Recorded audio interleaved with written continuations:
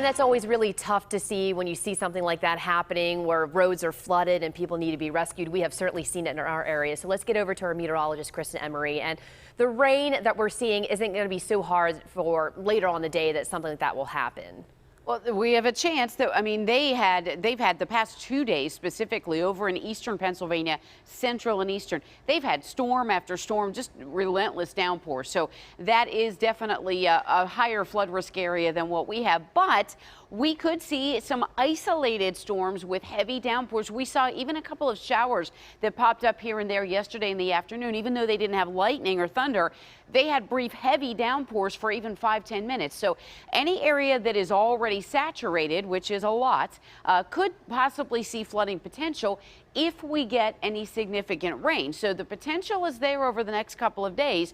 Right now it's quiet. We do have mainly just partly cloudy skies. It's warm, it's humid, the moisture is there, it's available in the atmosphere. And just like yesterday, we're already starting to see some of this pop up west of I-77 up into northeast Ohio and over toward that I-70, I-77 junction. Locally, we have just a couple of little cells. This one little isolated downpour popped up along 22 and it's headed up north across the Beaver County line. Just some rain, no real storm activity there. But here's our risk. We're under this marginal category for risk, and that's the lowest area of risk from the Storm Prediction Center. You see that yellow, that's the slight risk from really Jefferson, northeastern Indiana County on up in through north central Pennsylvania. But all of this means that we could see an isolated severe storm pop up, and if we have these storms reach severe levels, we could basically have the best chance of them having any criteria they have would be wind damage. That's the biggest severe potential we have. Possibility also exists that we could see some small hail or some flooding, but the storms right now are moving quickly enough that it doesn't look like they'll just sit over the same areas if they develop. So that's good news in the flooding department.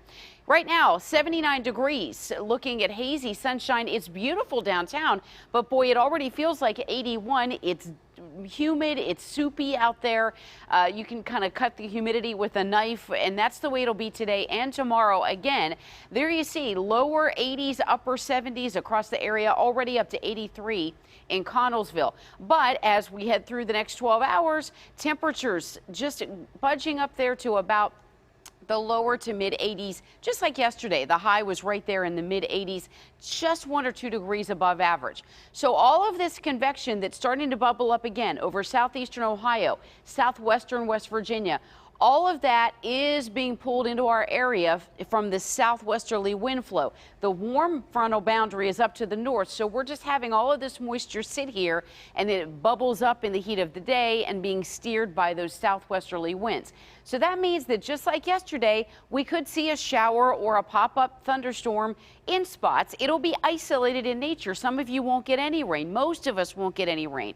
But just like last night, here and there, we could see an activity pop up. Tomorrow, there's a better chance that we'll see more widespread showers popping up in the afternoon, possibly a couple of thunderstorms. And then Thursday, we actually have a fairly dry day, but the temperature is going to be a little higher because of that. So today, we're looking at 84 the afternoon high, isolated afternoon thunderstorms lasting possibly into the evening, just here or there popping up. So great day to download our KDKA weather app. It'll keep you notified in your location if we have any watches or warnings.